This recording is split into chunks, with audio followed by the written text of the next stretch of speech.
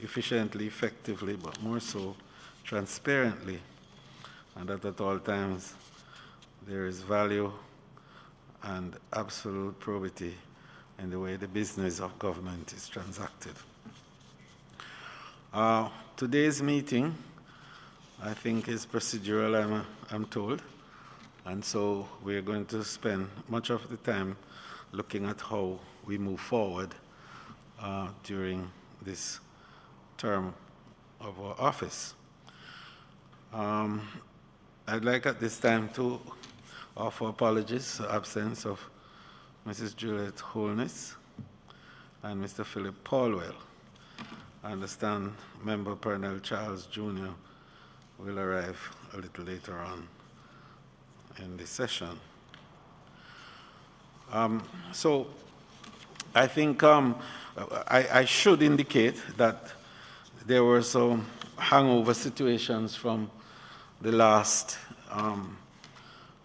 session of Parliament, which normally would not have come over to us automatically, but I think because it had to do with legal arrangements and amendments to the law to give effect, in fact, to the committee, that we dealt with it in this first session. So the motion was moved in the House to enable the standing order to 73D to be amended so as to correct the reference to Section 34 of the Act that would appropriately refer to the Commission and its importance, value, and to place it appropriately in the standing orders arrangements. So that was done, and now we have the proposed amendments approved by the House, and standing orders Section 73D now properly reflects the position of the committee. So, members,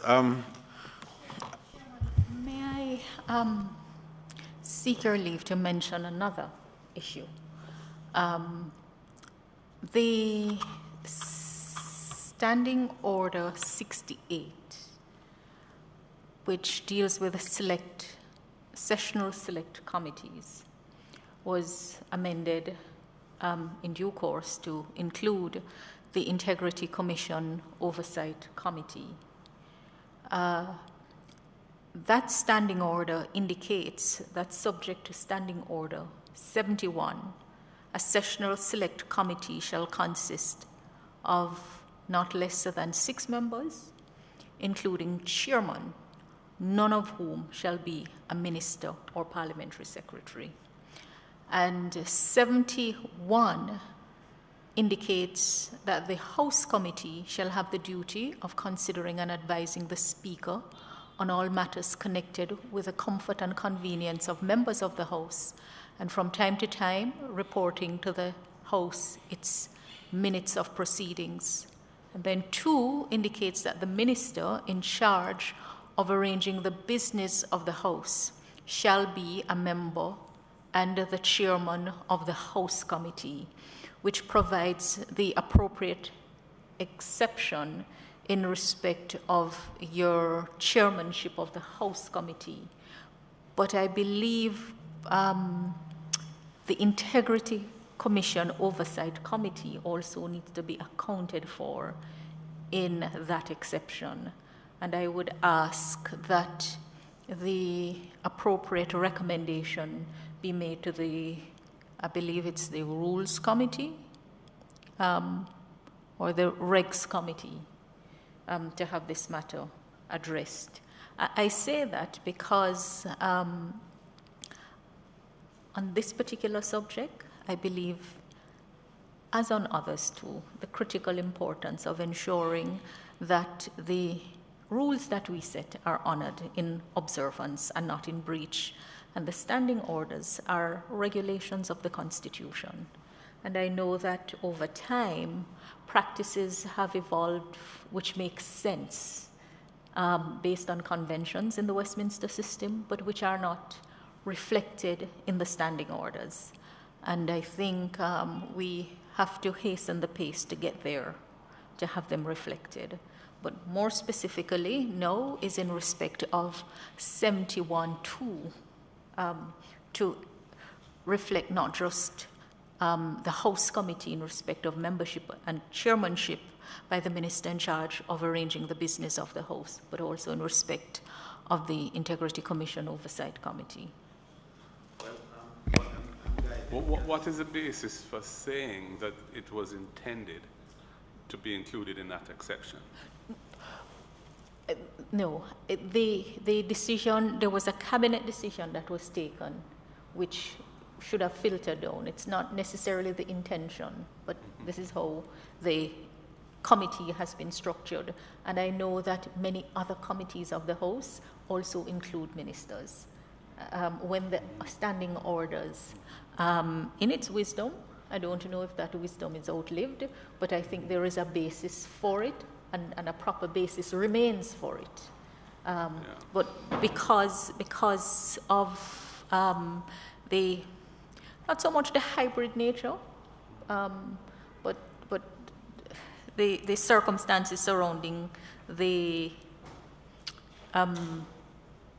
institution of this oversight committee, I think part of the overall request that was made was for a particular committee of the House to be established to deal with commissions of Parliament generally, but that has not come generally. It used to exist. Right. It was the reports committee. It received reports from the commissions of Parliament. Well, I don't see that listed as one of the committees, but I think it's an important part of the governance structure. I'm looking on the sessional select committees, but I don't see reports committee listed there. It used to, well, I was on it at one time. That's how I'm aware of it. And it wasn't an ad hoc, because it's I'm not sure. listed as one of the select I don't remember sessional. I don't remember the Okay. the provenance of it. Yes. We don't have a reports committee. One has not been established. It was an ad hoc committee, or it was never established. That's my recollection So what was in the terms committee of. that used to hear receive reports? I remember, for example, the Corruption Prevention Commission chairman coming before us at one time, and so on. There was a committee that, and it would have included senators because I was a senator at the time. And it didn't meet very often, but it did meet. Can I ask the acting clerk of the House to review this matter and to make an appropriate recommendation with regards to how indeed we proceed? It raises an issue because the standing orders generally don't contemplate the sessional committees having members of the executive on it. And there's an exception specifically for the House committee. There's not a general exception. The motion. I think well, guide us, because I think the last committee was constituted a certain way. The motions that include ministers, they always, notwithstanding standing order. It was a suspension almost of the standing orders, right? To accept ministers on them. Right. So whenever we see ministers coming on, we would, that is my recollection if it exceeds too. the number, we would say not withstanding standing orders, the one that refers to the number. And that would cover a multitude of sins. All that, in fact, there was a big discussion, if you remember, Member Golden, when the issue of including ministers. And I think, strictly speaking, sessional committees do not include members of the executive. But that 68, section 68, I'm not sure what subsection, but it gives the House the authority to waive it and, and to have included members as is required. So a motion is usually put, notwithstanding section so-and-so, that the House approves the committee consisting of people who are executive members. I think that's what the procedure was in relation, certainly to this oversight committee, as I recall. And which provision in the standing orders provides for that? Of standing order in motions. And it is that standing order that resort would have been made to. And I know, as the clerk is saying, it's routinely done, but I think it's something that needs to be corrected. Well, I know, for example, on the PAC, it was an issue. The inclusion of ministers on the PAC was an issue. If my memory serves me right, member, we've never had, in all my years, we've never had ministers on the PAC. And then when the PAAC came about, I think we had ministers of state, and then we removed them. I recall that distinctly. So I take your point that the issue is always that the executive can't oversight itself, and therefore you would remove. But in the case of this particular committee, which is oversight, it has to do with the broader issues of integrity relating to not just parliamentarians, but all members of governance, as it were, chairman of boards, civil servants, and so on. So it's a broader remit than just the parliament itself. And I think that's the argument that advances in favor of having, the highest level, of competence. Yeah. Just by way of reminder, Chairman, in respect and in answer to Member Golding's earlier query, in respect of this committee, it is not just the action of the executive that is being given oversight to. And I believe that was why the decision was taken that an exception would be made. And I'm merely indicating that that decision had been taken and also reflected when the motion was moved. Then we need to go further to ensure that 71 is amended to reflect it through the appropriate process, of course. But why? I mean, if this is a process by which ad hoc exceptions are made by motions passed in the House, why would you want to amend the standing orders for it? It is my understanding that in respect of the Integrity Commission Oversight Committee, it is not meant to be an exception. It is meant to be chaired as part of the new institution of it by the member who has responsibility by the House leader. But that is not in the legislation. No, it is not in the legislation, but it was a decision taken in implementing it. The legislation merely provides for the inclusion of the committee as one of the sessional select committees. But I don't think cabinet can, amend standing orders. That's why, yes, member, with your leave, Chairman, that's why I said through the appropriate process. And then when that process is gone through, the issues would be aired and whatever is to be done. I'm merely signaling by way of reminder to the chairman, since he indicated that this is a procedural meeting of the committee for the new parliament. So when the procedure, it wouldn't be done in an irregular way. There is indeed a procedure by which the standing orders are amended. That's all. Okay, well. So did the cabinet recommend an amendment to the standing orders? Or they just recommended that the composition of this committee would be chaired by the leader, House leader, and would include other ministers? Well, I can't advise you in terms of that, because I think that what we followed was the precedent that ever since the institution of this committee, it has been chaired by the House leader. And so it's really... It was only very recently established. Exactly, but then still is the point is ever since. That's the whole point. It wasn't, but the use of the word ever since makes it sound like it's of some antiquity. Well, it's no matter what reaches your ear. No, but to the point that I think maybe it is correct that we should regularize it, since, like the House Committee, you know, the leadership is properly given by the minister responsible for the affairs of the House, who happens to be the leader of the House. So I think it's something, Madam Clerk, that you may want to look at. And well, the legislation itself, I think the minister, the references to this particular, doesn't it come under the Minister of Justice? No, that's for the legislation. But afterwards, it comes under the Prime Minister's. No, it doesn't. But it was, for example, the appointed day notice bringing the act into effect was Minister Chuck's notice, because it was ascribed to him.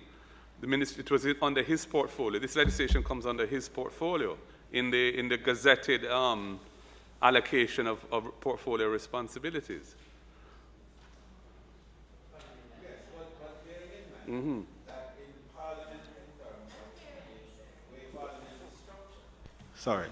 I think that in the context of how Parliament is structured, and that the leadership of the House, for ministerial purposes, right, is the House leader. Yes.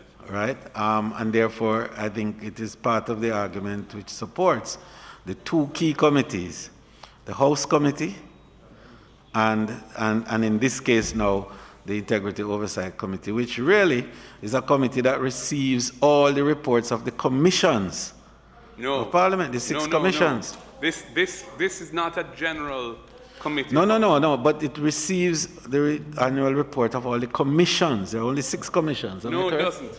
Was your mistake? I'm sorry. Yeah, this is specifically... I'm sorry. No. The guidance I got from the clerk, I was repeating to you. Just to make it clear, this committee is specifically addressing the Integrity Commission. It has no other mandate. So, in a sense, it's different to the House Committee, which is dealing with matters pertaining to Parliament. This is dealing with matters pertaining to the Integrity Commission, the legislation which comes under the Minister of Justice. I mean, I'm not saying who should chair it. I'm just saying that one could see a logical reason. Yeah. But to the executive not being part of the committee is rooted in the wisdom of the executive not overseeing itself in the system. But the matters under the Integrity Commission are not limited to the matters of the executive. no, they're not. Right. And I'm not arguing that point. I was simply asking on what basis the chairmanship was being ascribed to the House leader, specifically. No, but in all fairness, there is no provision here which ascribes it to the... Right. So what I think the member is suggesting is that we amend the standing orders to allow for that. But if members are not of that mind, you know, we Minister. Because I'm trying to establish where the mischief is that we're trying to correct, you know, because this is an important oversight committee of the House, which is at the heart of... Put it this way, when the legislation was passed, all it contemplated was that the number of sessional committees would be expanded to include one more, yes, which was this one. That's correct. It didn't attempt to change it any other way. Correct. The way in which sessional committees are chaired, who correct, sits on them, and all of that. Correct. So what is being considered now is a sort of further development of the thinking in relation to this specific committee. Indeed, which is really where we're going to see whether or not the committee is agreeing that this particular oversight committee is of such import that it should be chaired like the House Committee by the leader of the House. But it doesn't have to be that is the case, because, as you say, we can decide at any time, right, who leads what committee. Right. It's the prerogative of the House. Look at 3, but the House can, like she said, the standing orders may be amended, but this make provision.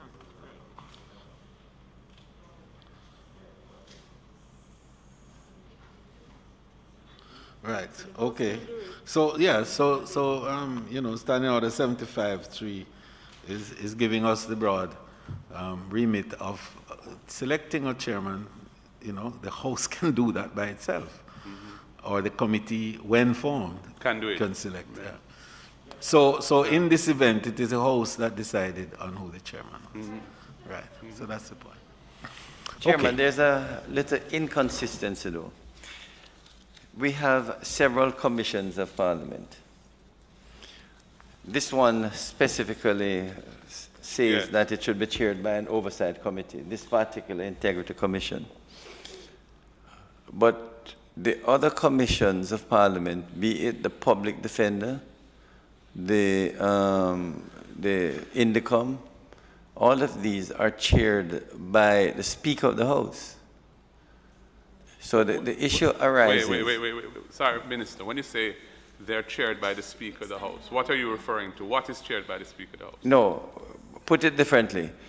Being commissions of Parliament, to the best of my understanding and recollection, if there are any difficulties, any problems within these commissions, and a meeting my has... understanding is that there's a specific committee which the Speaker chairs, which deals with things like the emoluments of staff. That is correct. That's right. Specifically for that. But there was, at one time, a committee of Parliament, which I remember because when I first became a Senator, I sat on it, which received the report, the annual reports. That you're right, and that was chaired by the Deputy Speaker of the House. I don't even remember who chaired it, to be honest. I recall that when I was Speaker, the question arose as to all these commission reports, when they get to the House, who or what oversees them. And I did, as Speaker of the House, said that all the commission's report should come to Parliament to a body to be chaired by the Deputy Speaker of the House. Okay, well, that's what happened in that No, case. so the Deputy Speaker of the House, that is in the 2007 to 2011 period, the Deputy Speaker would have chaired... Who was that person, do you remember? Was it Marissa? Yes. It was Marissa Dalrymple. Was it? Yes. At the time? Because you were Speaker. I was Speaker, and Marissa was chaired some of these meetings. Now, when there were issues, because I recall a few issues that arose because of the then public defender, and I had to set up a meeting, and I chaired those meetings to consider complaints that arose within those commissions. Right. So the problem that I would mind sorted out is in the commissions of Parliament, we need a sort of oversight body. Yeah. And the question is whether should it be the House leader for these oversight body, which is, I don't have a problem with the House leader being the oversight body for the Integrity Commission, but for consistency, let it be for all the commissions of Parliament. Well, we don't have a body currently. That's the We problem. don't have a body in place to receive and consider the reports of the other commissions of Parliament. And that is the problem that I'm having. And that needs to be set up. This one is specifically set up by legislation the act for itself. this commission because of how important this commission is. And I agree with you. And I'm saying is that there would be inconsistency for us to say that the Speaker should set up, as I did in 2007, that the Deputy Speaker do the same thing as happening now.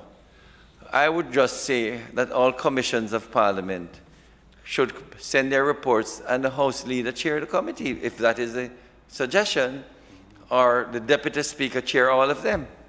But well, that's a question of allocating work. I don't know how much work you want to take on as Minister of Tourism and in a crisis.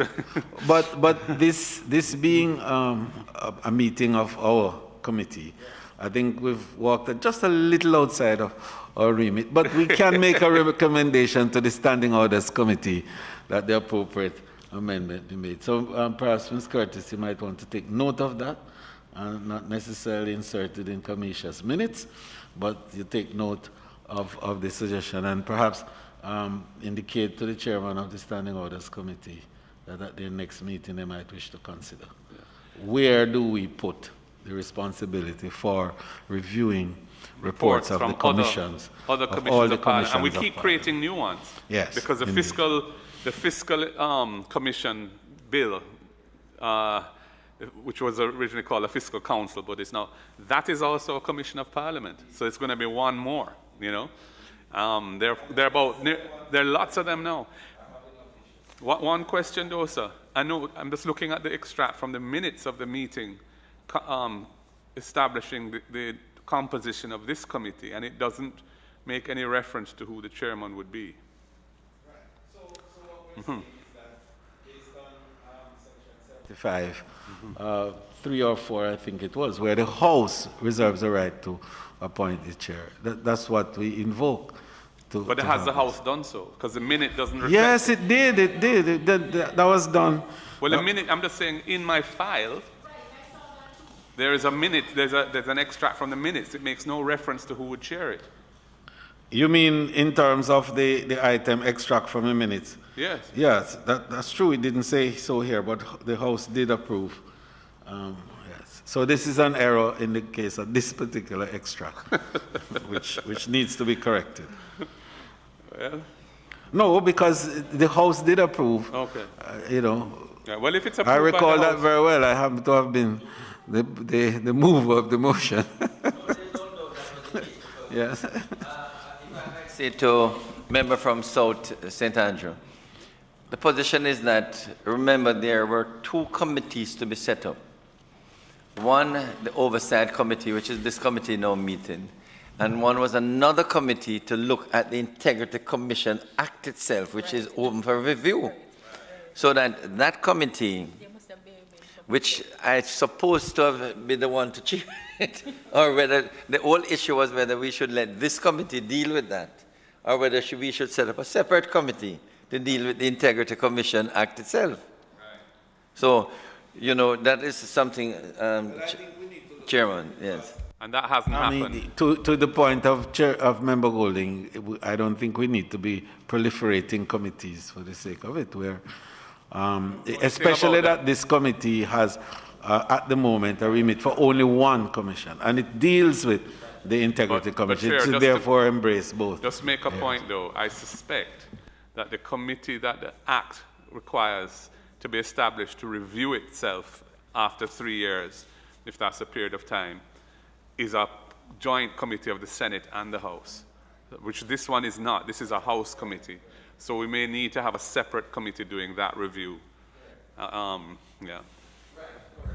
Chairman, I don't have a difficulty saying that we need to do that urgently, and it could be a combination of this committee and the Senate, of which you could chair that committee. So you are asking me in my other capacity. That's correct. To consider. Another I must tell you, I don't committee. agree with that. This member Chuck should chair that committee. No. I'm not taking members' suggestion as to chairmanship. You know. Okay. I'm responding to literally the guidance he's giving, and I'm saying is you're not giving that to the chairman of the Oversight Committee. You're really giving it to the leader of the House. That is correct. I wasn't sure which of your hats you were throwing on. Which hat you wearing? And Member Golden, I don't have a problem. Rather than setting up separate chairmen and let the present leader of the House chair that committee, no big thing. Let's just clarify, though, in respect of the review of the Act, that general review is to be done within a 5-year from the appointed day. All right? But there is an exception in respect of Section 42(3)(b), which has to do with the disclosure issues, which is supposed to be reviewed within 2 years after the appointed day. And that's by a committee of both houses of Parliament appointed for that. So we are in that realm now. That is correct. But not in the bigger review realm. Right. So Member Golden and AG and Chairman, there's absolutely no doubt that when we passed the legislation, we did say that within a 2-year period that we would review this legislation because there were many, many concerns in terms of declarations. And we indicated that when the review was done, the question of declarations would come. But when the present government, when we came in by 2017, I did give the commitment that once the legislation was passed, that within a 2-year period, we would set up a joint select committee to look at the Integrity Commission, because there were many persons who felt that the legislation itself had shortcomings. So, Chairman, I would strongly suggest... Just to correct something, though, the specific issue that Section 60 of the Act, which deals with reviews, is addressing in relation to what may be reviewed within 2 years after the appointment. It doesn't say shall, it says may be, right? Is specifically the provisions of Section 42 insofar as they relate to the publication of summary statutory declarations, which is really the Prime Minister and the Leader of the Opposition. And there was an introduction of a summary which is published, and it is in relation to that. Yes, yes. No, with respect. No. Member Golding is right. No, with due respect. Member Golding is right. No, with due respect. We initially said then that the Prime Minister and the Leader of Opposition would start out, but that within 2 years we would determine for the other members. That's why the review was set for that particular section. That is correct. No. So the initial position was that the Leader of the Opposition and the Prime Minister should start declaring their income publicly. But we said within 2 years we would have a look at the format for members of Parliament to declare their assets and liabilities. Well, Minister, that may have been what was said. I'm just telling you what the Act says. And the Act says that what is to be reviewed is in relation to the publication of summary statutory declarations, whether it be the form they take, who it is that should have to publish these things. It's a general review of that issue. And that may happen within 2 years. It doesn't have to. Just to say, though, that Member Chuck's recollection as to was part of the debate was whether the publication of summary should be include a larger number of declarants. And I think the compromise position was taken at the time to start with Prime Minister and Leader of Opposition, and then the review in respect of that particular, right, a discretionary review would come at a shorter period than the overall review of the law. Yes. Right. So both of you have some rightness, but... I recall that very well, that we said we move with the Leader of the Opposition and the Prime Minister. Nothing was determined as to the format, as to how the declaration, and we said, give us 2 years. That's scheduled. Right, in summary form, yes. In summary form, yes. And the summary was placed in the schedule. The actual summary form. No, it's it's in the schedule. Yeah. Yes, it's in the schedule. A schedule was prepared. No, but with due respect, there were many questions as to how that summary form should come, the nature of the summary form. Hence the review that is to come. Exactly. It's on page 61 of the Act. So I think that this conversation could go on, this debate could go on. Yeah.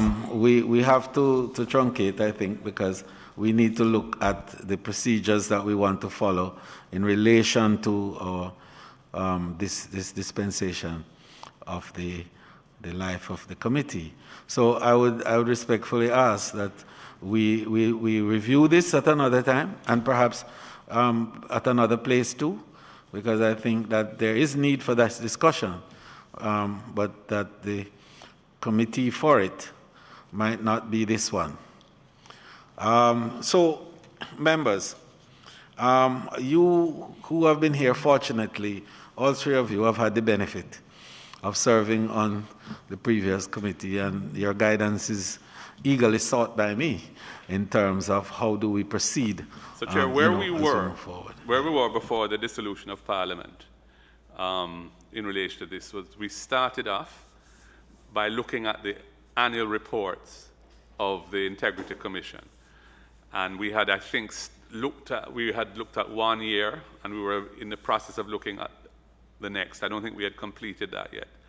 I haven't checked the minutes that were sent, but that is, that's my recollection of it. And I think that is a useful exercise because it goes into the whole question of the way in which the commissions are functioning, what challenges they now have in terms of staffing, and all the rest of it. So that is something that.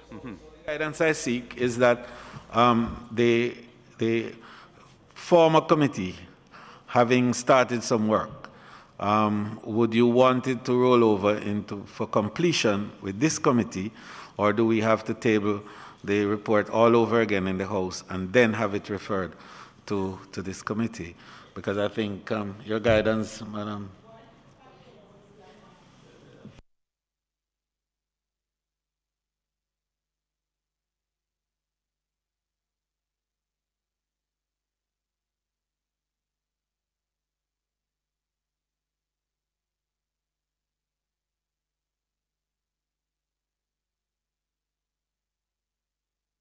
Not even. We are agreeing. The only thing I'd say is that the constitution of the committee is not identical to what was there before. No, I know. I'm not saying it does. I'm just making the point that it isn't. And so in terms of whether you want to continue or you want to just start, we didn't have many meetings. I think we may have had 2. Those persons who were not on it before wouldn't have the benefit of all of what was discussed. So in a sense, they would be disadvantaged in that regard if we just continue from where it had left off. That's the only point. So the suggestion then is that we treat the year 2019-20 as though it had not been presented and that reviewed, and that it now be presented to the House and then forwarded to us for review. Okay? Well, I think that's the procedure, being this a new administration, and that's how it normally is. The reports have already been. There's no difficulty with that, members. It's a simple motion that we can move in the House. All right? Ms. Curtis, you could guide us with that. Your mic on, please.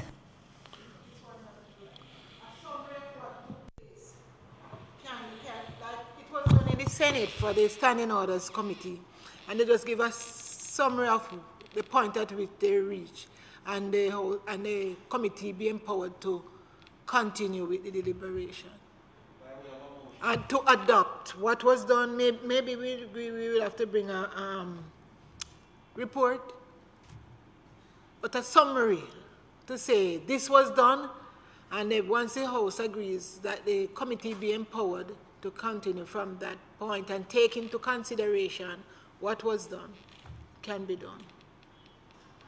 Chairman, I would favor that approach. It's a new committee, and I think we want to ensure continuity in the work, even when the membership is differently comprised from one parliamentary term to the next. So I would favor the recommendation of having a summary of the work of the first committee done, and a motion be put to the House for it to be adopted, and we continue from there, and we can see what tweaking is required to ensure that all members are up to scratch, because this is one of the most important committees of Parliament. Agreed. So that's a decision, and the appropriate motion then, Ms. Curtis, Commissioner, would be prepared. And as House Leader and Chairman, I'll carry the motion.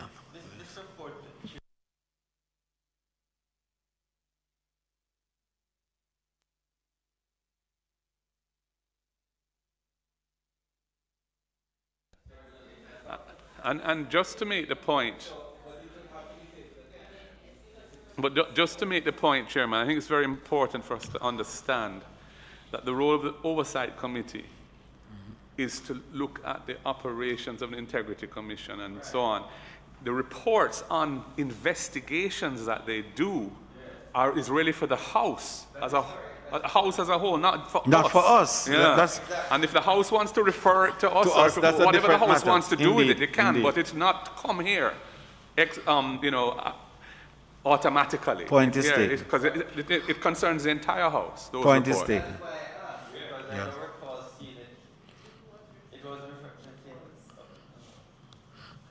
But it was referred to that committee of the past. So it would have to now be referred again, if indeed the House so desires.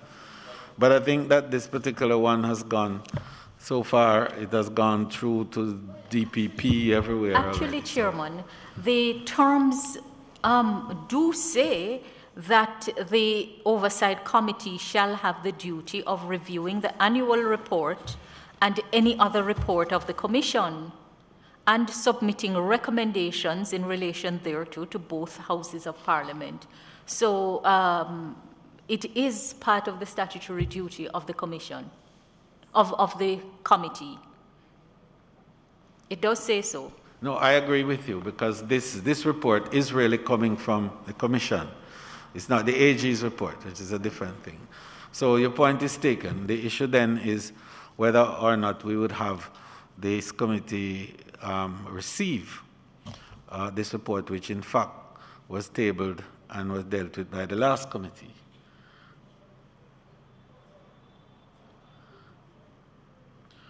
Do I have... I want to be sure that the last committee did deal with it, that's the point. The two Petrojam? Two, yes, report number They two. were in the last session of Parliament, the last term. In July, they were tabled. So technically, if they are to be reviewed now, we'd have to also They'd have to include come that back on to the House. motion, because Wow. Part 1 was never reviewed by so this we committee. can include it on the motion, that they take into consideration the reports. Report number 1 was never reviewed by this committee. It may have been tabled, but it was never No, reviewed. never. We were focusing on the annual reports, the first 2 annual reports. Okay, well, we'd like to let me know procedurally, how do we treat with it? A simple Yes. query, just in respect of practice. So the committee does not itself receive the report, because the reports are to be tabled in the House, but the committee is mandated to review the report. So by practice, once it is tabled in the House, it would go over to automatically go to the committee. But since it was tabled, these two now, in reference to these two, because they were tabled in the previous term, then technically they would go with the term, but for you to look at it now, they would have to be included in the motion. May I ask a question in respect of other reports that are considered by other sessional select committees? Is there a requirement that the House refer those reports to the committee for consideration in the general Not for the scheme? PAC, I think it's automatic that the Auditor General reports come straight The Auditor there. General report, Yeah, Goes directly to? but others, but others not. You see, there are little bits of gaps in terms of thinking through. There are little gaps in respect of this. Member Chuck, we may have to look at. Indeed, the practice has been, to my best recollection, that the House refers whatever report it wishes to sessional committees as is required from time to time. And in this instance, the Integrity Commission's reports go routinely to only our Oversight Committee. And I think that the related reports, other than the annual report which comes, would also come to us.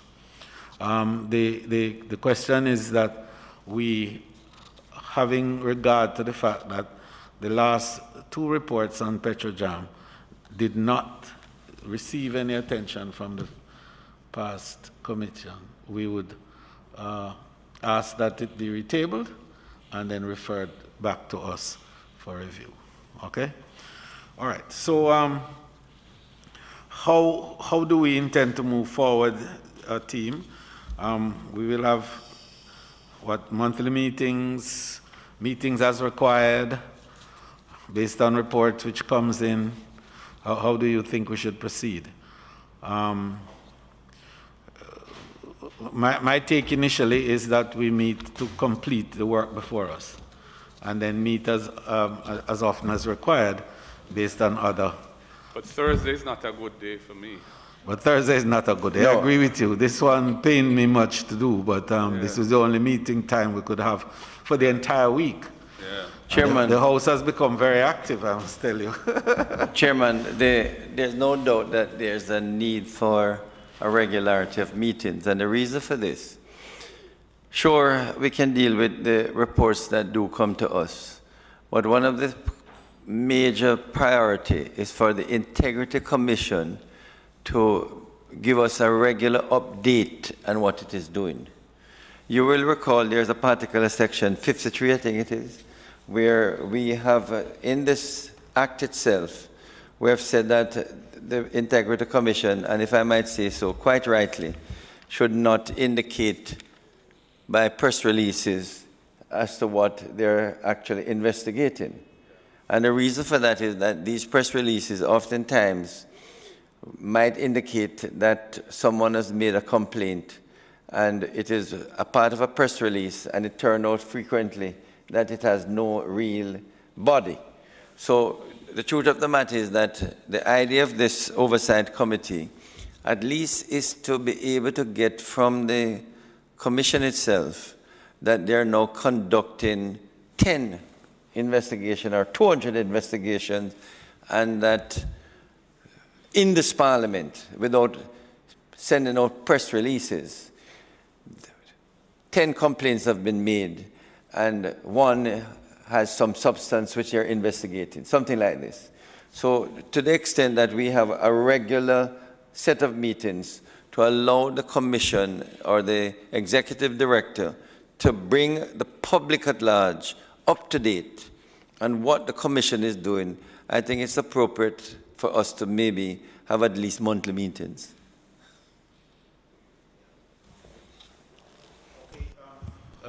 Member Malahufort has... Thank you, Chairman. In order for meetings to be meaningful and in order for the duties to be discharged, members have to prepare. The documents and reports of the Integrity Commission have all been voluminous, and time is required to read and prepare.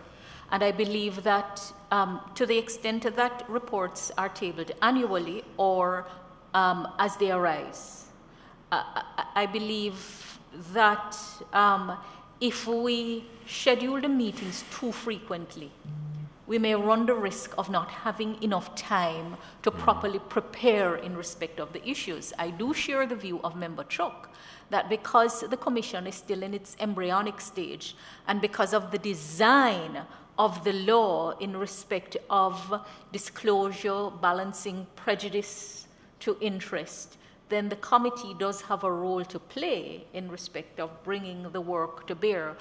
But in all practicality, sir, I think monthly is going to be too much.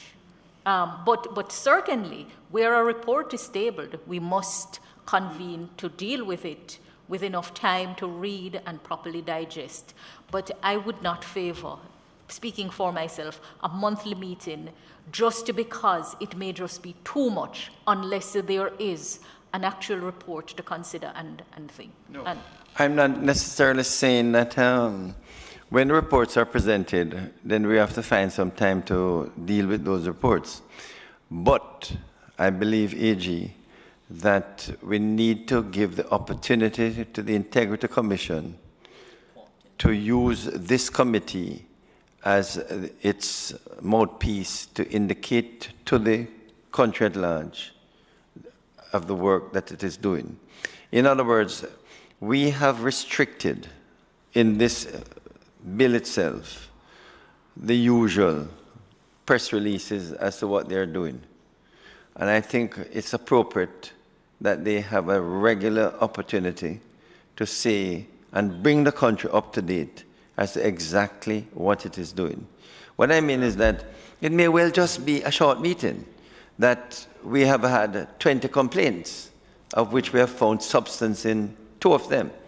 But if you do it too infrequently, then there's going to be complaint about what is the Integrity Commission doing in relation to corruption across the country.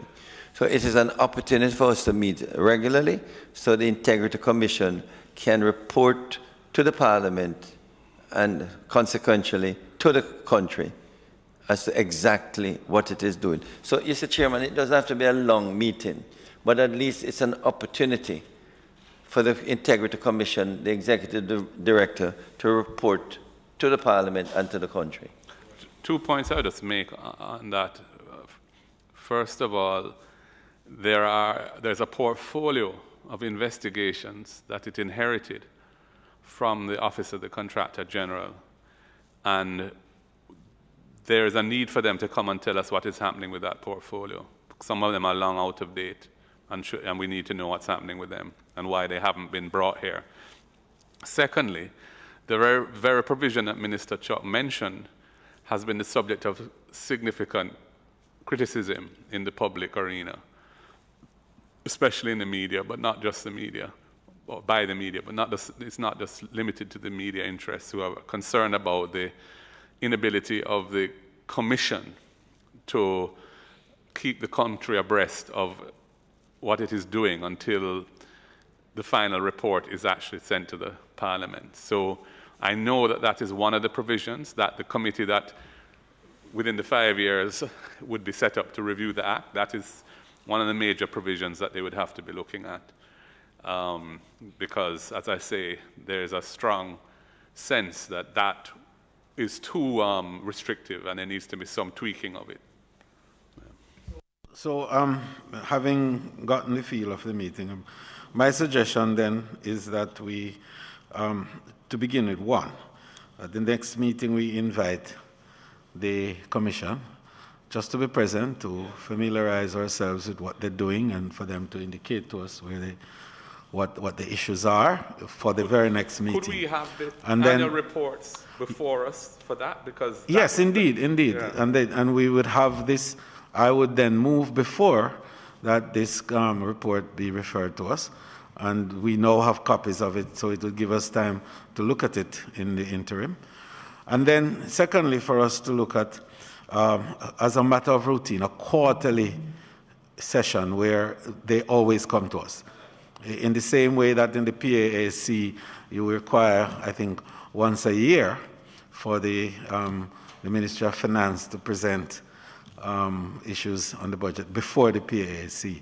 In the same way, I think we should require, given the necessity to update the country, as you have said, but also to give enough time to review properly and to come to us appropriately once a quarter, I would say. Okay, so that's an agreement. And then the third, in terms of the regularity of our own meeting, my suggestion would be that we meet to complete the work that is before us.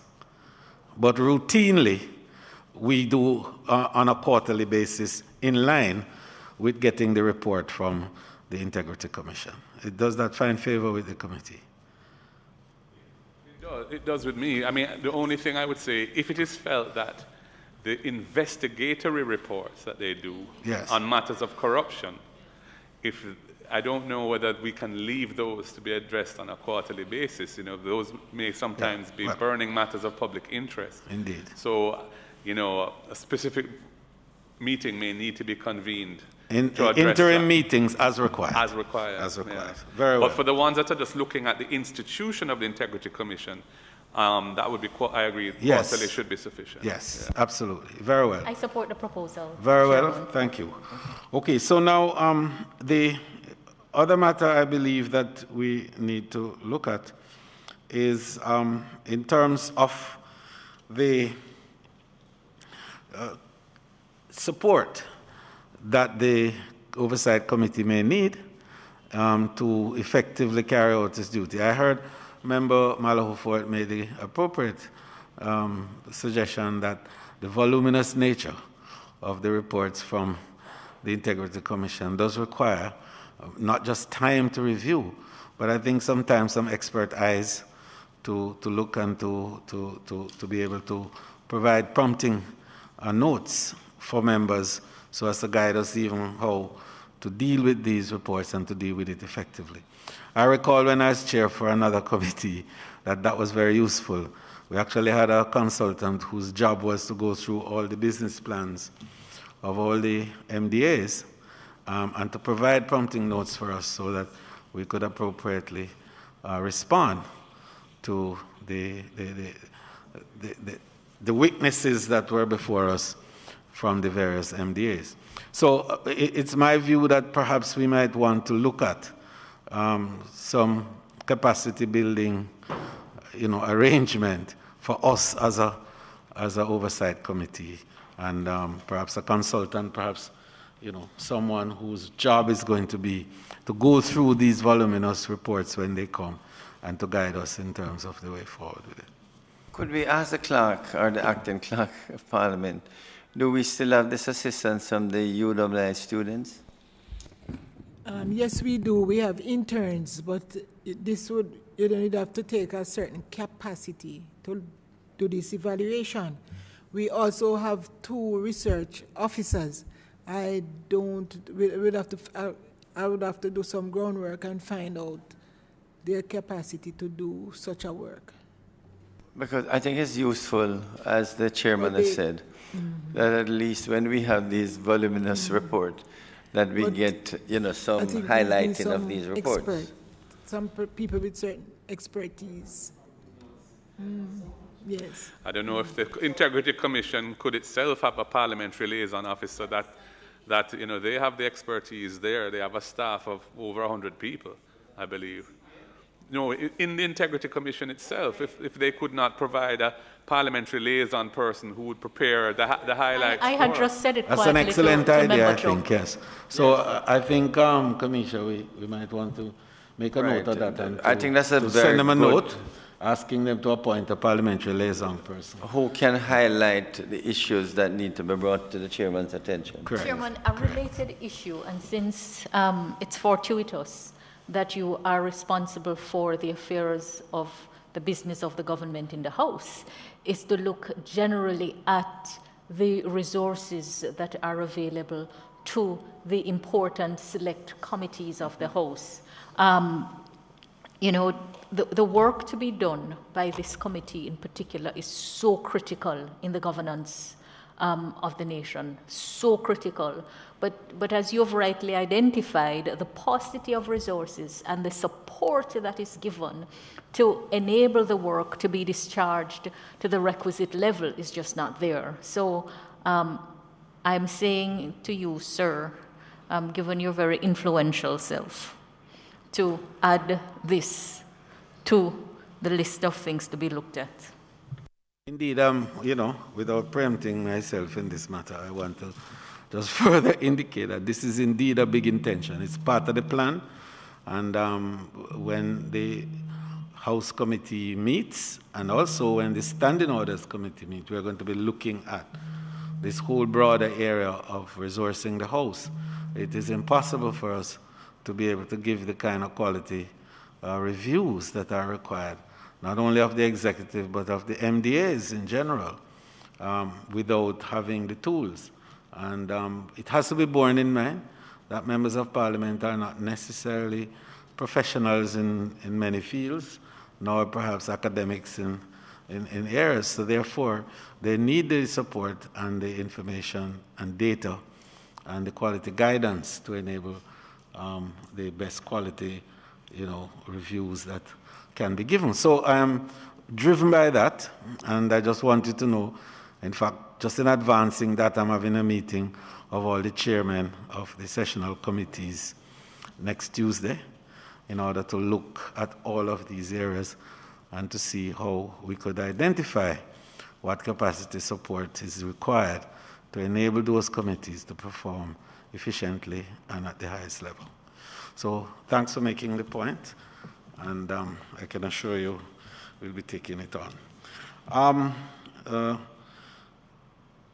We've had a good meeting, I think, as a first meeting. Quorum, Chairman. Well, quorum is 2 plus the chairman, so we're very much in quorum here, I understand.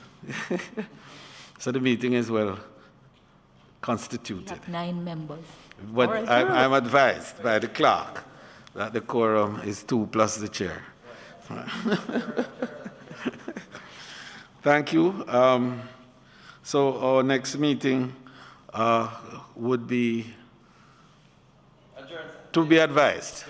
Chairman, just before you, I see. The date of next meeting should be a standard item on the agenda. It will be. Whether it's sine die or But for the purposes of now, simply because we want to do a few things in the interim and also to offer time for the Integrity Commission to prepare itself to come before us, we would adjourn for a date to be fixed. Sorry. Okay.